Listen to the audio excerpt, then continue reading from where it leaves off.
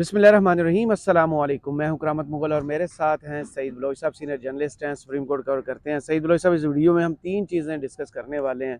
सबसे पहले तो ये कि हाजा आसिफ ने इंटरव्यू दिया कामरान शाहिद को और कहा कि अवाम को एहतसाब नहीं चाहिए किसी का, उन्हें चाहिए रिलीफ। उसके बाद मरियम बीबी ने एक बयान दिया था कि जब सब फेल हो जाते हैं तो फिर मियाँ साहब आते हैं। मियाँ साहब का इंतज़ार सबको है कि आएँ और कानून का सामना करें। काकड़ साहब ने इंटरव्यू दिया और उन्होंने कहा कि नवाज शरीफ साहब किसी डील के तहत नहीं आ रहे, वो आएंगे, कानून का सामना करेंगे। क्या लग रहा है कि बगैर डील के पाकिस्तान का हाई कमिश्नर जो लंदन में मौजूद है मियाँ साहब को मिले, उन्हें बयानियाँ दे, उन्हें वेव करे एयरपोर्ट पे और रुखसत करे सऊदीया के लिए, कोई ऐसी चीज़ है? बहुत शुक्रिया करामत मुगल साहब। देखें, आपने बहुत सारे सवाल पूछे। हम शुरू करते हैं जो लंदन में पाकिस्तान के हाई कमिश्नर हैं ना, वहाँ से।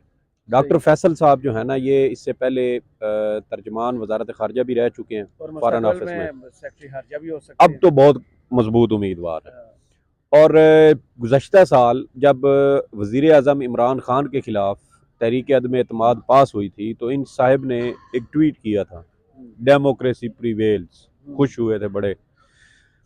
तो अब लंदन में नवाज शरीफ साहब अभी मफरूर हैं, इश्तिहारी हैं, अदालतों से भागे हुए हैं, कौमी मुजरिम भी हैं, क्योंकि और सजा बयानिया सजा मशीद वाला लेके आ रहे हैं, मुझे लग रहा है भिखारी भी। जी जी। तो सजा उनकी जो है वो बरकरार है। केसेस उन्होंने आके भुगतने हैं और पाकिस्तान का हाई कमिश्नर, रियासत पाकिस्तान का मुलाजिम, वहाँ बैठ के एक मफरूर अदालत से भागे हुए मुजरिम को बयानियाँ फराम करने की टिप्स दे रहा है। तो ये हालत है हमारी इस वक्त पाकिस्तान की। बनाना रिपब्लिक जो है ना सर, वो एक बड़ा एक मैं समझता हूँ कि एक अब रूटीन का लफ्ज बन चुका है। हम तो पत्नी खीरा रिपब्लिक और मूली रिपब्लिक और गाजर रिपब्लिक और गोभी रिपब्लिक और पत्नी क्या क्या बन चुके हैं। सही बात है, समझ आई। सब्जियों के नाम आपको हमने, आपको याद है, कल परसों शायद हमने एक वीडियो की थी और उसमें कहा था कि जैसे बशीर मेमन साहब अंडर कवर क्रिमिनल्स थे ना, सियासी कारकुन थे और सियासी कारकुन की खाल के नीचे वो बने हुए थे एक रियासत के मुलाजिम। इसी तरह डॉक्टर फैसल साहब भी हैं कि वो भी नून लीग के सर मुलाजिम, करें तो फिर तो ऐसे ना सर करें। रियासत के मुलाजिम हैं, लेकिन दर हकीकत वो भी शायद नून लीग के वर्कर हैं, कारकुन हैं अंदर से।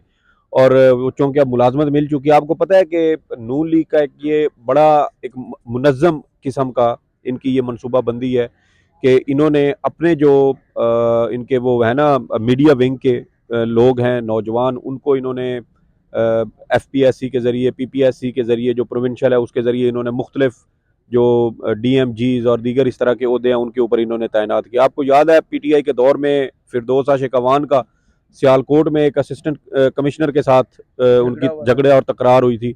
और बाद में पता चला था कि वो लड़की नून लीग के जो सोशल मीडिया विंग था उसकी कारकुन थी और उसकी तस्वीर भी सामने आ गई थी। और उसके बाद फिर उस लड़की का जो है वो उधर उसको असिस्टेंट कमिश्नर लगवा दिया। अब जैसे ये चीज़ें लगती हैं, हमें पता है, आपको याद है कि पंजाब के अंदर PPSC के लिए कुछ लोग तकरीबन कोई 2-3 साल पहले पकड़े गए थे जो पैसे लेके पर्चे लीक करते थे। तो ये तैनातियां कैसे होती हैं, ये कोई बहुत बड़ी साइंस नहीं है। अगर कोई हुकूमत इन तैनातियों की तहकीकात करवाए तो ये सारे खुरे निकलेंगे कि कौन कौन सियासी जमात ने कौन कौन से।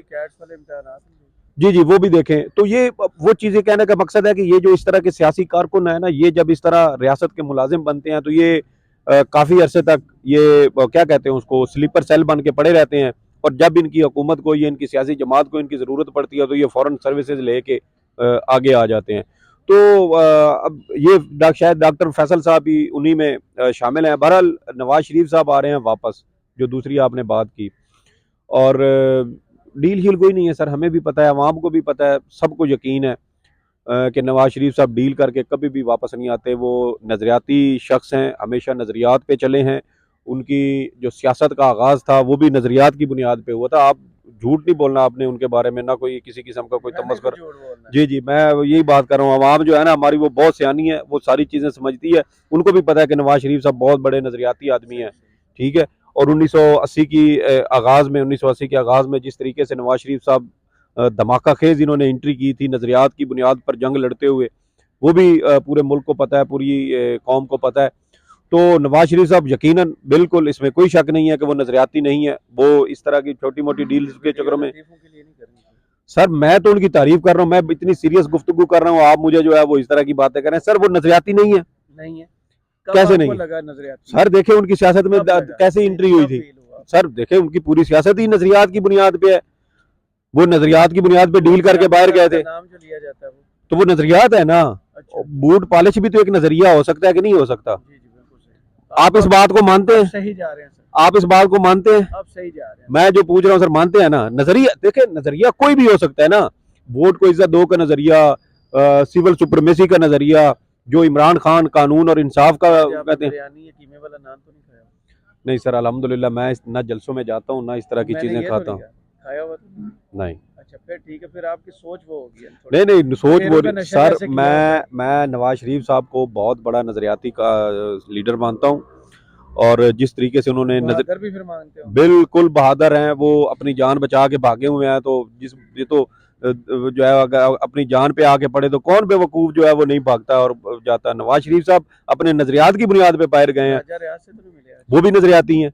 नहीं मिले तो नहीं आज? नहीं उनसे भी नहीं मिला। मैं क्यों मिलूंगा भाई, मैं साफी हूँ, मैं उनसे क्यों मिलूं? सब लोगों से बंदा मिल लेता है। नहीं सर, राजा रियाज साहब भी नजरियाती हैं। वो देखे, सकता है उनकी अक्ल वाला असर आप सुने सुने सुने, जब राजा रियाज साहब अपोजिशन लीडर थे जी जी से क्यों मंसूब जी, और नटजी जाया होती है उधर, एनर्जी भी जाया होती है और हम आया में पैसे भी लगते हैं, खर्चा होता है। तो वो प्लान भी उन्होंने कहा फेल हो गया हमारा, वो अच्छा प्लान भी नहीं था। तो मैं आपको बता रहा हूँ। अच्छा बड़ा सीरियस व्लॉग था ये, क्या तो सर हम यार सीरियस गुफ्तगू कर रहे हैं, आप जो है उसको खुद मजाक बना देते हैं। देखिए मैं ये कह रहा था कि जब राजा रियाज साहब अपोजिशन लीडर थे पीडीएम की हुकूमत में, क्या वो उनके नजरियात नहीं थे जो कहते थे कि मैं नून लीग से टिकट लूंगा, मैंने पीटीआई का टिकट नहीं लेना, और मैं आंदा इलेक्शन नून लीग के टिकट से लड़ूंगा? करते ना उस वक्त यार, तो भाई उनका नजरिया था सर, जो मर्जी नजरिया हो, आप एक बंदे को कैसे कह सकते हैं कि वो रिजाइन करते? उन्होंने डट के अपोजिशन की, मैंडेट की तोहीन, आप ठीक है, का वोट लेके आए हैं, आप बात नून लीग की कर रहे हैं कि मुझे टिकट मिलना है। तो ये इतनी तो हया में होनी चाहिए। ये उनका नजरिया था कि वोट उधर से लें, चापलूसी उधर करें, भाई आपको क्या मसला है? और देखे उन्होंने ना गिला करते, मुझे पहचानते नहीं हो आज। तो देखे फिर बाद में नून लीग ज्वाइन की ना, उन्होंने नून लीग ज्वाइन की है। जो बात वो करते थे वो अपने नजरिए पे कायम रहे हैं कि नहीं रहे? यार आप लोगों को एक बंदे का नजरिया पसंद नहीं है तो आपको ना है, अब आप उस बंदे को क्यों मजबूर करते हैं कि वो अपने नजरिए से हट जाए? इस मौजू को तो दफाई करें आप, ठीक है। अब मुझे बताएं, वाकई मसला एहतसाब का है या रिलीफ का है? ख्वाजा आसिफ ने जो इंटरव्यू दिया है ना वो काफ़ी अलार्मिंग है। एक तो उसने अदलिया को जो लताड़ा है ना, आपकी सोच है वो किसी ने नोटिस तो लेना नहीं है। अल्हम्दुलिल्लाह उन्होंने कहा कि इस मुल्क का सबसे बड़ा मसला दिया, और अवाम का जो सबसे बड़ा है उन्हें रिलीफ चाहिए, एहतसाब तो चाहिए नहीं। यार करामत मुगल साहब, मसला ये है कि नून लीग जो है ना, नून लीग ये बन गई है एक ढोलक, ठीक है? सुने, अब ये बन गई है एक ढोलक, घर के अंदर ना किसी मेज के ऊपर ये ढोलक है रखी हुई, जो पास से गुजरता है ना वो एकदम तक दिन दिन वो एक ढोलक बजा के ना हाथ मार के वो निकल जाता है। तो ये हाल है नून लीग के साथ हो रहा कि जो रहनुमा मीडिया के ऊपर आता है ना, वो अपना जो है ना वो भोंपू बजाने लग जाता है, वो अपना चूरन बेचने लग जाता है। राना सनाउल्लाह साहब कोई बात करते हैं, आजम नजीर तारड़ साहब की जिम्मेदारी कोई लगी हुई है, जो कानूनी माहिरीन है, पता है ना आपको कानूनी माहिरीन की हमने वो बात की थी, वो कानूनी माहिरीन जो हैं वो यकीन दहानियां करवा चुके हैं कि रिलीफ मिलेगा, सब कुछ होगा। तो फिर ये हर दूसरे तीसरे दिन के बाद ना कोई इनका वो नमूना इनका जो है ना वो मीडिया पे आता है। वो बात है कि वो मेज के ऊपर ढोलक रखी है, वो बजा के निकल जाता है, और वो कभी कहीं से आवाज कोई निकलती है, कभी कोई निकलती है। तो नून लीग को हमने पहले भी बात की थी, आपको याद है कि नून लीग 2016 से कम मैं बड़े गौर से मुशाहिदा कर रहा हूँ कि नून लीग में मुशावरत करके कोई मुतफिका या कोई एक बयान देने का जो रिवाज है ना वो तो है ही कोई नहीं। हर बंदे का वकरा उनका जो है वो बयानबाजी चल रही है। जावेद लतीफ साहब आते हैं, वो कहते हैं कि नवाज शरीफ साहब तो गवाह, क्या नाम है उनका, नेल्सन मंडेला, उससे भी आगे की चीज़ें, चे गुएरा और पत्नी मंसूर इलाज और पत्नी कहाँ कहाँ से उनको जोड़ दिया जाता है, मार्टिन लूथर किंग बना दिया जाता है। लेकिन ख्वाजा साहब आते हैं, वो आगे कहते हैं जी हमने उधर भी साजिश की, हमने उनसे भी बात की, हमने उनसे भी रब्ता किया। हाँ, बाद इमरान के खिलाफ वो इमरान नवाज जी, वो नवाज शरीफ के साहब का खत भी जो है वो कहीं से वो लीक करवा देते हैं। तो कहने का मकसद ये है कि ये नून लीग के अंदर ग्रुपिंग को साबित करता है। अब जितने चूरन ये इस नवाज शरीफ साहब के हवाले से मार्केट में फैला चुके हैं, जितनी कंफ्यूजन ये पैदा कर चुके हैं। हमने पहले भी कहा था कि इसका नुकसान सिर्फ नून लीग को होगा, नून लीग का वर्कर जो है वो इससे डिस्टर्ब होगा कि हमारी सियासी जमात की अब तक कोई पॉलिसी ऐसी नहीं है जो हमें नजर आए कि यस ये हमारी पार्टी की पॉलिसी है, ये डायरेक्शन है और हमने इसमें चलना है। एक दिन आप बयान देते हैं नजरियात का, जो है वो साबिक जो जर्नैल है उनके एहतसाब करने का, अगले दिन जो है वो अपने बयान से आप यू टर्न लेके तो भाग चुके होते हैं लंगोटी छोड़ के। मैसेज चला जाता है ना यार। सर जो भी चला जाता है, मैं जो बात कर रहा हूँ ना आप उसको समझें कि आप अपने वर्कर्स को क्या बता रहे हैं कि आपकी कोई स्टैंडिंग ही नहीं है। तो वो वर्कर जो है वो तो भैया आजकल बहुत सियाना हो चुका है, ये टिकटॉक का दौर है, ये लैपटॉप भी ले लेता है और उसके और ऊपर ट्रेंड, खाना भी खा आता है और फिर उन्हें कहता है कि भाईजान वोट उधर ही है। हाँ वोट उधर है, और फिर ट्रेंड भी उसी लैपटॉप से वो इमरान खान के हक में चल रहे होते हैं। तो ये अवाम को बेवकूफ नहीं बनाया जा। आपको याद है पिछले 2-3 रोज से नौजवान बच्चे, स्कूल के बच्चे जो है 5वीं 7वीं 8वीं 9वीं 10वीं के पत्थर मार रहे हैं, जूते मार रहे हैं, उनके बैनर फाड़ रहे हैं। तो भाईजान ये आदत हालत हुई पड़ी है।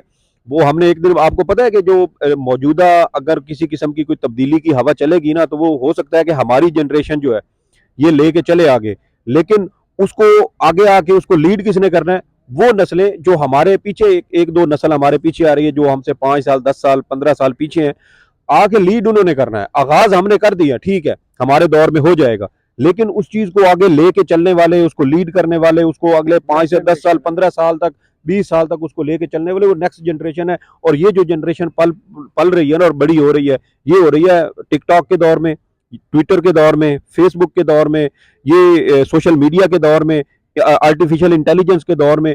तो इन लोगों को काबू करना जो है ना वो अब कोई आसान बात नहीं तो है। मरियम जो कह रही हैं कि वैसे तो आपने सुना होगा, हमने भी देखा है स्कूल में या कॉलेज में यूनिवर्सिटी में, जो फेल होता है उसे तो चांस मिलते रहते हैं, जो पास होता है वो तो आगे निकल जाता है, उसे तो चांस की ज़रूरत नहीं होती। तो मरियम भी कह रही हैं जब सब फेल हो जाते हैं फिर नवाज शरीफ याद आता है, फिर उसे चांस मिलता है।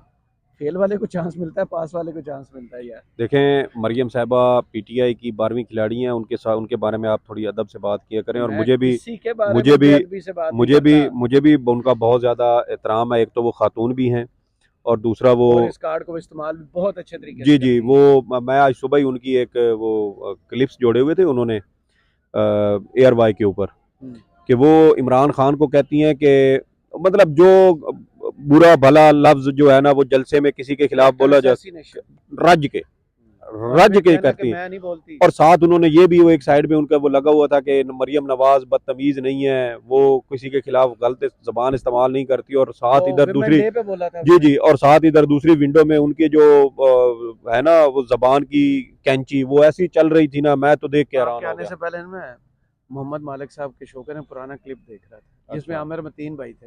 हाँ उनने कहा कि ये ना इत्तेफाक फाउंड्री वाले जितने लौंडे बच्चे हैं ना, इनके घरों में हमारा आना जाना था, हमारे क्लास फेलोज थे। तो मरियम नवाज की ज़ुबान पर बात हो रही थी उसमें, तो उन्होंने कहा कि मैं इनके घरों में जाता था, मर्द हजरात तो काम पे निकल जाते थे, जो ख़वातीन घर में बचती थी ना, ये सारी, ये कोड कर रहा हूँ आमिर मतीन साहब को, क्लिप पड़ा हुआ है अभी भी। उन्होंने कहा ये सारी ना जब वेली होती थी तो आपस में लड़ती थी, बर्तन चलते थे।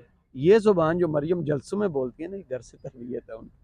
उन्होंने जो माहौल देखा है ना आपस में लड़ने, वो आके ज़ुबान वही वो जलसों में इस्तेमाल करती है। यही बात है इसमें। और देखें कि मेरे सामने ये क्लिप आया, मैंने कुछ सर्च नहीं किया। और दूसरी जो आपने बात की है ना कि बिल्कुल इसी तरह से जो कामयाब होता है ना उसके पीछे खड़ी होती है आवाम, जो होता है नाकाम वो बारियां लेने का। अब आपको पता है कि हम जब छोटे होते थे ना तो क्रिकेट खेलते थे, तो शुरू शुरू में हमने 1-2 गेंदें कराई, कोई बंदा आउट हो जाता तो कहता यार ये तो टेस्ट गेंद थी, ये तो अभी हमने मैच शुरू ही नहीं किया, ये टेस्ट बॉल थी, दोबारा से खेलूंगा। तो मियाँ साहब वाली वही हालत, ट्राई बॉल, हाँ वो एग्जैक्ट लफ्ज ये होता था, ट्राई बॉल। तो मियाँ साहब वाली ना हालत यही है। वो 3 बार सियासत से नॉकआउट हो चुके हैं, 3 बार अल्लाह ने उन्हें इतनी बड़ी जिम्मेदारी दी, इतना बड़ा मौका दिया कि वो पाकिस्तान की अगर वो खिदमत करना चाहते ना सर तो बहुत कुछ कर सकते थे। पहले दो टाइम पे तो पीटीआई भी नहीं थी, पीटीआई भी नहीं थी, 2 सियासी जमातें, वाली जमात भी नहीं थी, 2 सियासी जमातें थी ना सर। तो इनकी सियासत का कबाड़ा इसी वजह से आके निकला है। जब लोगों ने सोचना शुरू, जब लोग, इमरान खान ने आके लोगों को सोचने पे मजबूर किया ना कि भाई आप कीड़े मकोड़े नहीं है। आज से पहले किस बंदे ने ये वाली तरबियत कौम की किया कि आप कीड़े मकोड़े नहीं है? ये तो खुद कहते हैं कि बेगर कैंट बी चूजर्स के, वो तो खुद कह रहे हैं कि हम भिखारी हैं, हम अमेरिका के वेंटिलेटर पे हैं। तो जिन लीडरों की ये सोच हो, फिर उनके नीचे जो उनके होंगे कारकुन, उनकी क्या औकात और उनकी क्या हैसियत होगी और उनकी क्या सोच होगी। तो ये जो अवाम को कोई शऊर देने वाली बात की है ना, तो वो तो आके इमरान खान ने की है। और इस वक्त जो ये कहते हैं ना कि सियासत के अंदर बहुत ज़्यादा पोलराइजेशन है, बिगाड़ आ गया है और ये इमरान खान लेके आया। इमरान खान ने तो किसी की नंगी तस्वीरें नहीं फेंकवाई थी, ये तो इन्होंने फेंकवाई हैं। इन्होंने इमरान खान के क्लिप्स भी नहीं निकलवाए थे, नहीं ये निकलवाए थे। इन्होंने नया ट्रेंड जी दिया है। जी जी जी। ऑडियो कॉल्स लीक होना, ये इन्होंने ट्रेंड दिया है। बेनजीर के खिलाफ यहूदी एजेंट होने का बयान ये किसने फैलाया था? नवाज शरीफ ने। इन्होंने ये आईजीआई के फोरम से नवाज शरीफ साहब ने करवाया। फिर जमाइमा के खिलाफ टाइलें चोरी करना, उसको धमकियां देना, डराना धमकाना, ये किसने किया था? नवाज शरीफ साहब ने किया था। फिर सियासत के अंदर आप देखें कि इमरान खान के खिलाफ जो रेहाम खान थी, उसको इस्तेमाल किसने किया था? नवाज शरीफ साहब ने किया था। आपको याद नहीं हो आयशा गुल अलई को इस्तेमाल किसने हनीफ किया था? अब्बासी साहब के साथ उनकी तस्वीरें सर किसको नहीं याद? बुक पब्लिश जो हुई है उसके पीछे कौन था? स्पॉन्सर किसने किया? यही बात कर रहा हूँ कि और 2018 के इंतखाबात तक आयशा गुल अलई को किसने इस्तेमाल किया? तो सर ये जो है ना, सियासी टिश्यू पेपर्स। जी जी तो ये बात जो है ना वो ना करें। इन्होंने हमेशा वो किया। इमरान खान ने तो किसी के बारे में, इमरान खान ने एक लफ्ज बोला था मरियम के बारे में कि तो नानी, मेरा नाम ज्यादा नहीं, मेरा नाम नानी, ज्यादा ना जी लिया जी करें, नाम आपके ले। शोहर और बुरा इन्होंने मनाएंगे। इनके जो है ना वो ये रॉकेट बन गए थे और जुगनुओं की तरह ये छलांगे मारते फिरते थे। ये साफे निकल आता है ना, पूरी ब्रिगेड एक निकलती है जी जी।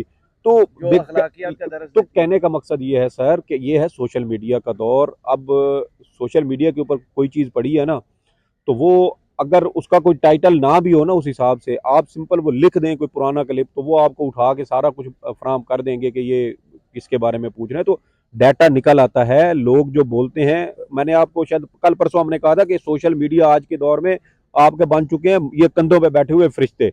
आप जो लिखते हैं, जो बोलते हैं, जो कुछ करते हैं, वो सारा सोशल मीडिया पे पड़ा है, वो फौरन सामने आ जाता है। सही। तो जो बात आप हम अब वो कर रहे थे कि नवाज शरीफ साहब नाकाम हुए हैं, और मरियम साहिबा का जो ये बयान है ना, ये दो तरह का, इससे दो मतलब निकलते हैं। एक तो वो बात जो आपने की कि ये नाकाम हुए, नालायक थे, और जिस वजह से जिसकी वजह से इन्होंने 3 बारियां पहले ली।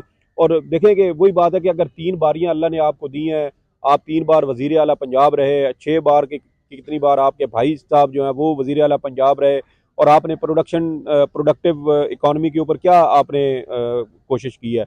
हमेशा नून लीग के दौर में जब भी हुकूमत आई है, बरामदात कम हुई हैं। ये टेक्सटाइल इंडस्ट्री जो है वो उसको तबाह किया गया है जानबूझ के। नवाज शरीफ ने तो वजारत भी अपने पास सिर्फ रखी थी वो टेक्सटाइल की। सिर्फ वो जो है ना मंसूबे इन्होंने लगाए जो नुमाइशी थे, जो जिससे आवाम इनको को कमाना आता है यार, सड़कें बनाना, सर पुल बनाना, बसें वही चलाना, बात है जो कमाना ही इससे आया अभी तक। जिससे इनको कमीशन मिलते हैं। और वो मंसूबे जो आवाम को अपनी आंखों के सामने लगे हुए, मेट्रो बना दें, पुल बना दें, सड़क बना दें, ठीक है, मान लेते हैं कि ये चीजें भी जरूरी हैं, लेकिन शौर दे के कौम क्यों नहीं बनाते थे? लेकिन आपने इकोनॉमी को बेहतर करने के लिए, इंडस्ट्री को बढ़ाने के लिए कौन सी आपने खिदमात दी हैं? तो ये बात वही है सर कि ये नाकाम है। मरियम साहबा ने इतराफ़ किया है कि उनके वालिद साहब जो है वो एक नाकाम सियासतदान है, और उससे भी बड़ा इतराफ़ ये है कि नवाज शरीफ साहब जो है ना वो इस्टेब्लिशमेंट की पैदावार है। यकीन रखती है कि जो बार बार फेल हुआ है ना, उसे दोबारा पास होने के एक चांस दे हैं। वो फिर लाडला बच्चा बन जाता है ना। चले देखते हैं अब होता क्या पाकिस्तानियों के साथ मजीद। सईद बलोच साहब, आपके तज़किये का बहुत शुक्रिया। कमेंट्स बॉक्स में ज़रूर बताइए कि ये वीडियो आपको कैसी लगी। इजाज़त दीजिए, अल्लाह हाफिज़।